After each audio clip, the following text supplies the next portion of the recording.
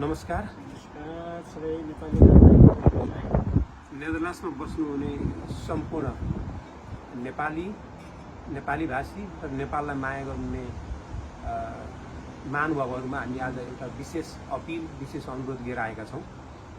गैरावेशी नेपाली सङ्घ नेदरल्यान्ड्सले हरेक कार्यकालमा नेपालमा गर्ने गरेको एनसीसी प्रोजेक्ट हामीले यो कार्यकालमा नेपालकै सबभन्दा दुर्गम र विकट स्थान कर्णालीमा गर्ने निर्णय गरेका छौँ। प्रोजेक्ट हामीले जुन एनसीसी प्रोजेक्ट पहिले नै कर्णालीमा गर्ने भनेर निर्णय गरिसकेका थियौँ भूकम्पको बेलामा। तर त्यो ठाउँमा पनि कुन प्रोजेक्टमा र के कसरी हामीले सहयोग गर्न सकिन्छ भन्ने बारेमा लामो रिसर्च गर्नुपर्ने भयो। गर्ने ठाउँहरू र अनुरोधहरू धेरै ठाउँमा आएका थिए, तर हामीले गर्न सक्ने हाम्रो जुन बजेट अथवा हाम्रो लिमिटेसन त्यो एकदम कम थियो। र हामी के चाहन्थ्यौँ भने हामीले गरेको सहयोगले दीर्घकालीन रूपमा चाहिँ त्यो क्षेत्रमा एउटा मोडल प्रोजेक्ट बनोस् र त्यहाँका मान्छेहरूले जो मान्छेलाई सहयोग चाहिने हो, जो मान्छेलाई सहायता चाहिने हो, साँच्चै तिनी मान्छेहरूले चाहिँ सहायता पाउन् भन्ने किसिमले चाहिँ हामीले धेरै प्रोजेक्टहरू छनौट गर्न चाहिँ समय लगायौँ। पहिलो चाहिँ प्रोजेक्टहरू हामीले ब्लड ब्याङ्कहरूमा, हस्पिटलहरूमा अथवा कहाँ गर्न सकिन्छ र आएका अनुरोधहरूलाई धेरै अनुरोध कलेक्सन गर्ने पनि काम गऱ्यौँ र त्यहाँ सम्पर्क गर्ने प्रयास पनि गऱ्यौँ। र पछि हेर्दै जाँदाखेरि भूकम्पको टाइममा धेरै विद्यालयहरू चाहिँ ध्वंस भएर गएका र तीमध्ये 10% पनि विद्यालयहरू अहिले 18-19 महिना हुँदा 10% विद्यालयहरू पनि नबनिसकेको धेरै कुराहरू आइसकेपछि सबभन्दा पहिला भोलिको भविष्य जो हो बच्चाहरू हो, ती बच्चाहरूलाई नै हामीले चाहिँ सुरक्षित रूपमा बस्न सक्ने, पढ्न सक्ने एउटा वातावरणको लागि चाहिँ विद्यालयमै सहयोग गरौँ भन्ने किसिमले हामी त्यतातिर हाम्रो सोचलाई, हाम्रो खोजलाई हामीले उ गऱ्यौँ। र विद्यालय पनि धेरै विद्यालयहरूको लागि त्यहाँबाट अनुरोध आए।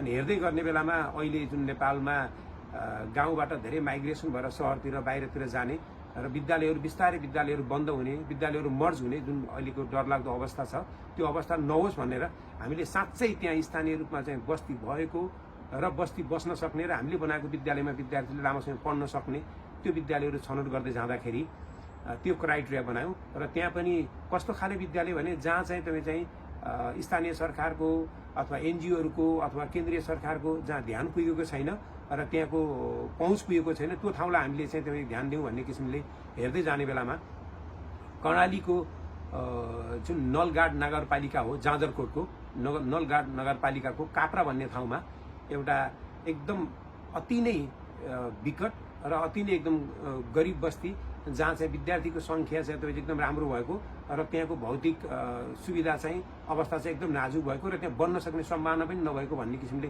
त्यहाँको साथीहरूले चाहिँ एउटा रिपोर्टिङ गर्नुभयो त्यहाँ भएकोहरूले। र त्यहाँ गर्दाखेरि हामीलाई त्यो साँच्चै पनि त्यो एकदम सुन्दाखेरि नै एकदम गाह्रो लाग्यो, एकदम अप्ठ्यारो लाग्यो, एकदम दुःख लाग्यो। र पनि अब नेपालमा परियोजनाका लागि मात्रै हो कि साँच्चै त्यहाँ आवश्यकता के छ त भनेर त्यसको चाहिँ हामीले चाहिँ स्थलगत निरीक्षण गरेर मात्र त्यसको निर्णय गरौँला भन्ने किसिमले चाहिँ त्यो परियोजनालाई हामीले चाहिँ एउटा सूचीमा चाहिँ राख्यौँ, तर निर्णय गरेका थिएनौँ।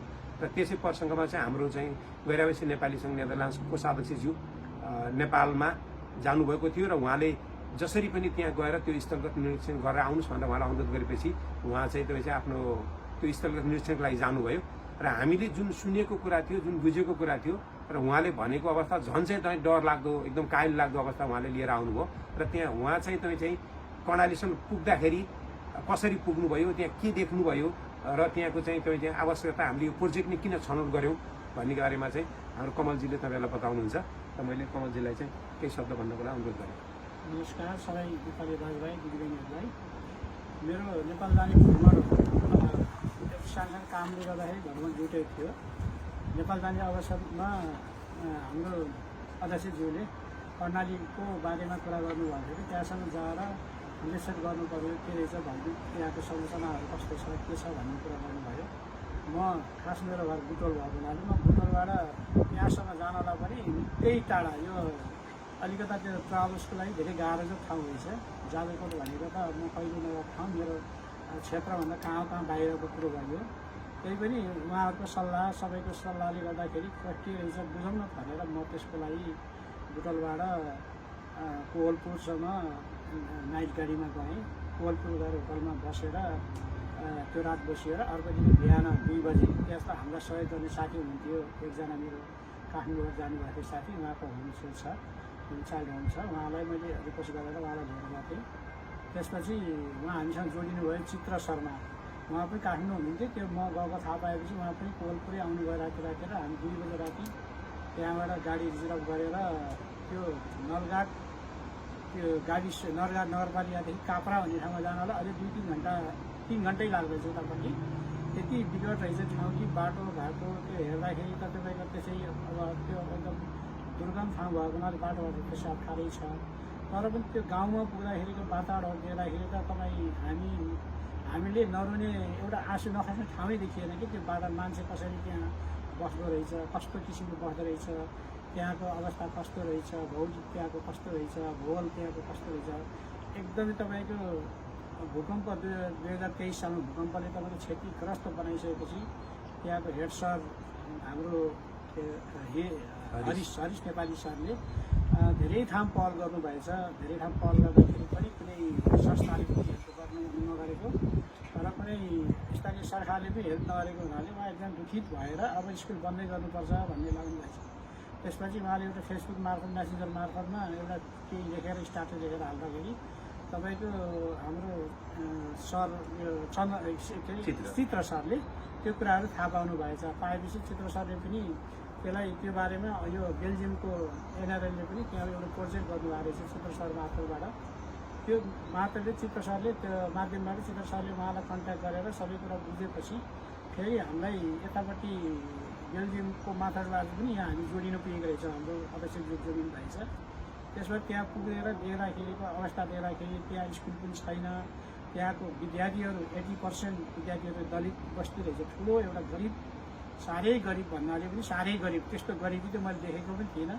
हुन त हामीले पनि दुःख सुखका अनुभवहरू धेरै गरिसकेको मान्छे भएको हुनाले त्यो देखेर मलाई धेरै दुःख लाग्यो। त्यसपछि मैले गर्न सक्ने सहयोग त के थियो, मैले एउटा आश्वासन भनौँ न, एउटा बसेर आश्वासनको भावना म गएर नेपाली सबै दाजुभाइ हाम्रो संस्थासँग हामीले हाम्रो त्यहाँ पनि कम्युनिटीहरू छन्, त्यहाँसँग सल्लाह गरेर यो सकेसम्म हामी यसको पहल गर्नेछौँ भनेर विश्वास त मैले दिएको थिइनँ। उहाँलाई आश्वासनमा दिएर पनि भएन, एउटा केही कुराहरू मात्रै गरेर आएको हुनाले यहाँ त्यो कुरा राख्दाखेरि सबै कार्य समितिक साथीहरूले हामीलाई सहयोग गर्नुभयो। भन्नाले पास गर्नुभयो, गर्नुपर्छ त्यस्तो ठाउँमा भन्नुभयो।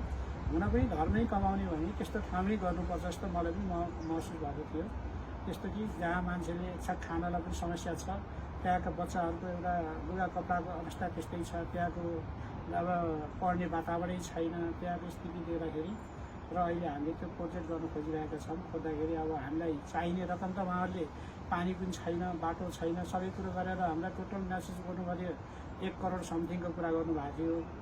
तर मैले त्यही पनि हामीले उहाँसँग कुरा राख्दाखेरि हामीसँग त्यत्रो बजेटै छैन, हामी एकदम सानो एउटा संस्था हो, हामी सबै नेपालीहरूले 5 रुपियाँ 10 रुपियाँ जम्मा गरेर यो काम गर्न खोजेको हो। खासै यस्तो हामीसँग पैसा डलर दिने कुनै संस्था पनि होइन, हामी यस्तो हो भनेर उहाँलाई बताएपछि त्यहाँबाट उहाँहरूले निराश हुनुभएको थियो। म फेरि काठमाडौँ आउँदाखेरि मैले 1-2 जना चिनेको साथीभाइसँग सरसल्लाह गर्दाखेरि कसैको मलाई सहयोग गर्नुभयो।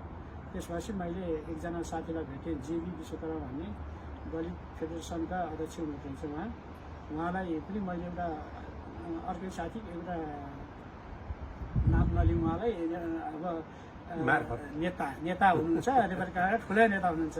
त्यो उहाँलाई भेटेको थिएँ। भेट्दाखेरि उहाँले होइन उहाँलाई भेट्नुहोस् त यस्तो कुरा राख्नु त भन्नुभयो र मैले उहाँलाई भेटेर कुरा राखेपछि उहाँले तुरुन्तै गरी मैले भनेको कुराहरू लिएर उहाँ सुर्खेत जानुभएछ। सुर्खेत गएर मन्त्रालयमा गएर उहाँ प्रधानमन्त्रीसँग भेटेर नाम पनि के भन्नुभएको थियो मैले भने यस्तै राजविक्रम शाही उहाँलाई भेट्नुभएछ। भेटेर पानीको व्यवस्था गरिदिनु भएको छ। पानी उहाँहरूले हुन्छ, हामी जसरी पानीको व्यवस्था गरिदिन्छ। अर्को बजेट भनेपछि अब आइसक्यो, यो असार साउन भनेपछि आइसक्यो। त्यसपछि यो बजेटमा उहाँहरूले उहाँहरूले विकास गर्नुभएको छ र बजेट त्यहाँ बाटो पनि अप्ठ्यारो भएको हुनाले हामीलाई फेरि ट्राभल त्यहाँ ढुवानी गर्नलाई नि एकदम समस्या। लेख पहाड तपाईँको म चाहिँ त्यो जाँदाखेरि हिमाल चढ यस्तरी गयो, झर्न नसकेर अगाडिबाट एकजनाले पछाडिबाट एकजनाले यस्तो समातेर झर्नुभयो कि त्यस्तो पहाड यस्तो ठाडो बाटो भएको हुनाले अलिकता गाह्रो त्यस्तो छ। त्यहाँ त्यो समस्याले गर्दा बाटो कुरा गर्दाखेरि अहिले बाटो नगरपालिका मेयरले हुन्छ हामी बाटो बनाइदिन्छौँ, तपाईँहरूले स्कुल बनाउने भएदेखि भन्ने कुरा भएको छ। अब यो मन्डेसम्ममा बाटो पनि सायद तयारी हुन्छ होला। हामी अब स्कुल बनाउनेतिर लागिरहेका छौँ र केही कुराहरू अरू आवश्यक रकम हामीले छुट्याएका छौँ। स्कुललाई हामीले देखे अनुसारमा मैले पनि यसो विचार गर्दाखेरि 30 लाख रुपियाँ छुट्याएका छन्। त्यतिले 3टा कोठा भवन 2टा शौचालय बनाउने कुरा भएको छ। यदि पुगेन भने बिचमा तपाईँले 2-4 लाख दिनु भने त्यो त होला, त्यो आवश्यक परेको पनि गर्नुपर्ने हुन्छ। अहिले हामीले 30 लाख छुट्याएका छौँ त्यस विषयमा र हामीसँग अहिले पुरा पैसा पनि जम्मा कति केही भइरहेको छ। च्यारिटी डिनरबाट 1990 भएको छ, 1190। भूकम्पको समयमा 1414 युरो 90 पैसा जम्मा भएको छ। अहिले परियोजनाबाट अहिले भर्खरै हामी अस्ति कुरा राख्यौँ नि यो कार्य समितिमा, यो होइन यहाँ हामी अर्को मिटिङमा रहँदाखेरि जम्मै गर्दा 3891 युरो जम्मा भएको छ। यसमा केही ब्याङ्कमा ड्यामेज भइसकेको छ भने कोही बोल्नु भएको छ साथीहरू, अब छिटै हुन्छ र त्यो पनि। यसमा नयाँ उठेको अब सबै टोटल गर्दाखेरि हामीसँग 6495 युरो उठाइसकेको छ। अब हामीलाई नपुग भनेको 13504 युरो छ नपुगेको भनेको।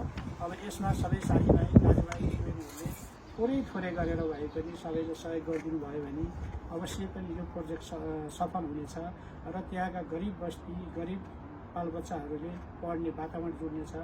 त्यहाँको स्थिति होला समय मिल्यो भने तपाईँहरू पनि त्यहाँ भ्रमण गर्ने हुनेछ, देख्नुहुनेछ।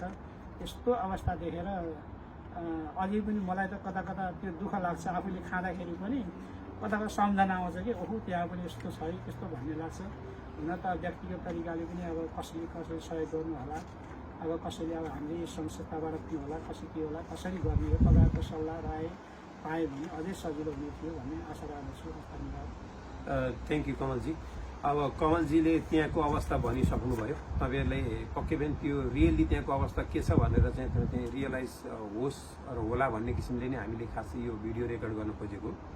र यसको अनुरोध पनि के हो भने गैरावासी नेपाली सङ्घ भनेको नेपालीका लागि नेपालीद्वारा हो र हामीले गरेका हरेक कार्यक्रमहरूमा हरेक मान्छेको संलग्नता हुनुपर्छ र त्यो उनीहरू त्यहाँ संलग्न भएपछि त्यसको स्वामित्व र त्यसको चाहिँ जिम्मेवारी हरेक नेपालीले लिनुपर्छ भन्ने किसिमले हामीले तपाईँहरूसँग अनुरोध लिएर आएको हो। हामीले कोही नेतालाई अथवा कुनै संस्थालाई कहीँबाट मागेर त हामीले त्यहाँ सहयोग दिनुभन्दा पनि हामी विदेशमा बस्ने नेपालीहरूले हामी कति सक्छौँ हाम्रो सानो सहयोगले पनि नेपालमा चाहिँ कमसेकम एउटा चाहिँ इम्प्याक्ट हुने राम्रो सहयोग होस् भन्ने लक्ष्य हो। र हाम्रो एकदमै अपिल एकदम सिम्पल छ। जति नेदरल्यान्ड्समा बस्नुहुन्छ गैरावासी नेपालीहरू, नेपाली भाषीहरू र नेपाललाई माया गर्ने जति नेपाली हुनुहुन्छ तपाईँहरूले जम्मा 2 घण्टाको तलब 1 वर्षभरिमा तपाईँहरूले जुन क्यालकुलेसन गर्नु जम्मा 2 घण्टाको तलब बराबरको रकम दिनुभयो भने तपाईँहरूको साथ लिएर तपाईँहरूको सहयोग लिएर तपाईँ संलग्न भएर यो प्रोजेक्ट चाहिँ तपाईँ हाम्रो साझा प्रोजेक्ट र हामीले सफल रूपमा गर्न सक्छौँ। त्यही भएर हाम्रो अनुरोध के हो भने सक्नुहुन्छ धेरै, सक्नुहुन्न भने गैरावासी नेपाली सङ्घका 452 जना मेम्बर हुनुहुन्छ नेदरल्यान्ड्समा र मेम्बर नबनेका अरू साथीहरू पनि हुनुहुन्छ होला नेपालमा सहयोग गर्न चाहने, सहयोग होस् भन्ने। तपाईँहरूले हामीलाई विश्वास गर्नुहोस्। तपाईँहरूको विश्वासलाई हामीले तल गिर्न दिने छैनौँ र तपाईँहरूलाई गर्व गर्न लायक र तपाईँहरूलाई पुण्य हुने एउटा यो प्रोजेक्ट जुन कर्णाली नेपालको सबभन्दा विकट सबभन्दा दलित बस्ती र त्यो ठाउँमा यो प्रोजेक्ट सफल बनाउनेछौँ। प्रोजेक्ट सफल गर्नको लागि अरू माध्यम पनि बन्न सक्थ्यो होला, तर हामीले अरू माध्यम भन्दा हामी सबै नेपालीलाई संलग्न बनाएर सबै नेपालीहरूले चाहिँ गर्व गर्न सक्ने र सबै नेपालीहरूले चाहिँ संलग्न हुन सक्ने र त्यसको चाहिँ जिम्मेवारी लिन सक्ने र अपनत्व लिन सक्ने प्रोजेक्ट बनोस् भनेर हामी तपाईँलाई अपिल गर्न आएको। सिम्पल छ, कृपया तपाईँहरूले हामीलाई विश्वास गर्नुहोस् र विश्वास गरेर चाहिँ जति सक्नुहुन्छ धेरै, सक्नुहुन्न भने जम्मा 2 घण्टा बराबरको तलब पनि 25 युरो 30 युरो 40 युरो 50 युरो कति सक्नुहुन्छ हामीलाई सहयोग गर्नुहोस् र त्यो सहयोगबाट हामीले तपाईँलाई 2 महिनाभित्रमा चाहिँ त्यो विद्यालय भवन चाहिँ त्यो बनाएर त्यसको सम्पूर्ण विवरण फेरि तपाईँहरूसँग लिएर हामी आउनेछौँ। धन्यवाद र यो तपाईँहरूको समयका लागि र तपाईँहरूको सहयोगका लागि चाहिँ धेरै धन्यवाद दिँदै हामी आज तपाईँहरूसँग बिदा हुन्छौँ। नमस्कार।